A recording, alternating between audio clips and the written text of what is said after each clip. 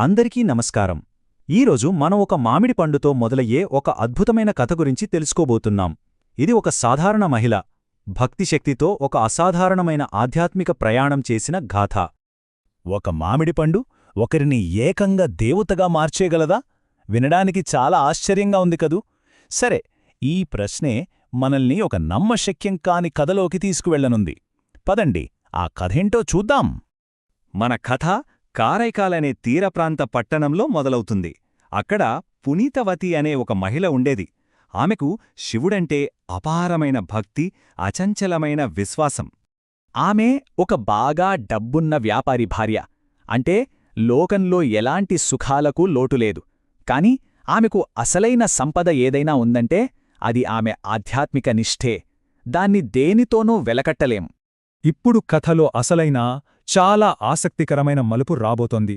ఒక మామూలు రోజు 2 మామిడిపళ్ళు ఆమె జీవితాన్ని శాశ్వతంగా ఎలా మార్చేశాయో చూద్దాం రండి. ఇక్కడే అసలు కథ మలుపు తిరుగుతుంది. చూడండి, భర్త 2 మామిడి పళ్ళు పంపాడు. అందులో ఒకటి ఆమె ఆకలితో ఉన్న సాధువుకి ఇచ్చేసింది. భర్త ఇంటికి వచ్చి భోజనం చేసి 2వ పండు అడిగేసరికి ఆమె పరిస్థితి ఏంటి? శివుడికి మొరపెట్టుకుంది. వెంటనే చేతిలో ఇంకో మామిడి పండు ప్రత్యక్షమైంది.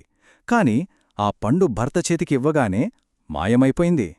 చూశారా, ఒక చిన్న దానం ఎంత పెద్ద అద్భుతానికి దారితీసిందో?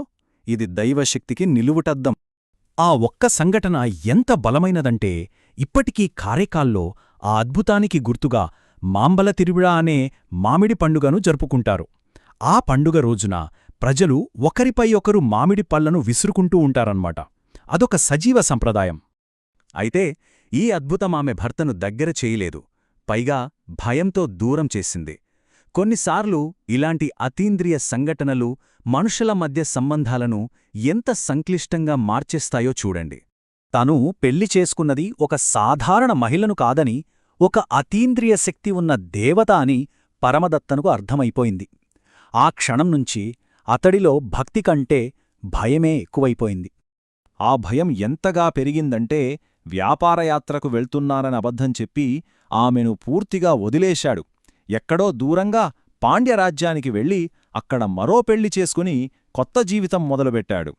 చివరికి బంధువులు అతన్ని కనుపెట్టి పునీతవతిని తీసుకువెళ్తే ఆమెను చూడగానే భయంతో కాళ్లమీద పడి, "నువ్వు దేవతవి, నీతో నేను కాపురం చెయ్యలేను" అని చెప్పేశాడు.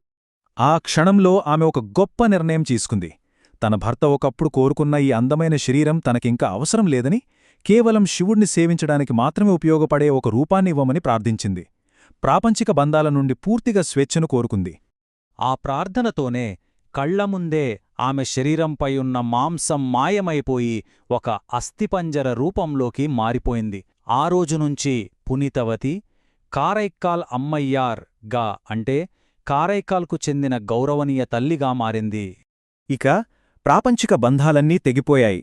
ఆమె ఇప్పుడు పూర్తిగా స్వేచ్ఛ పొందింది. వెంటనే కైలాసపర్వతంపై ఉన్న శివుడిని దర్శించుకోవడానికి ఒక పవిత్ర యాత్రను మొదలుపెట్టింది. ఆమె భక్తి ఏ స్థాయిలో ఉందో చూడండి. అంత పవిత్రమైన కైలాస పర్వతాన్ని కాళ్లతో తాకకూడదని తలకిందులుగా, అంటే తలతో నడుస్తూ ఆ కఠినమైన ప్రయాణాన్ని పూర్తి చేసింది. ఇది ఆమె అచంచలమైన విశ్వాసానికి ప్రతీక. ఆమె కైలాసం చేరుకోగానే సాక్షాత్తు పరమశివుడే ఆమెను చూసి "అమ్మా" అని పిలుస్తూ స్వాగతించాడు. అందుకామె "అప్పా" అని బదులిచ్చింది. చూడండి, ఒక భక్తురాలిని దేవుడే తల్లిగా సంబోధించడం, ఇది ఎంత అపూర్వమైన గౌరవం! సో, ఆమె కథ కైలాస యాత్రతో ముగిసిపోలేదు. నిజానికి అక్కడే ఒక చిరస్థాయిగా నిలిచిపోయే వారసత్వానికి పునాది పడింది. ఆమె ప్రభావం ఎంత గొప్పదో చూడండి.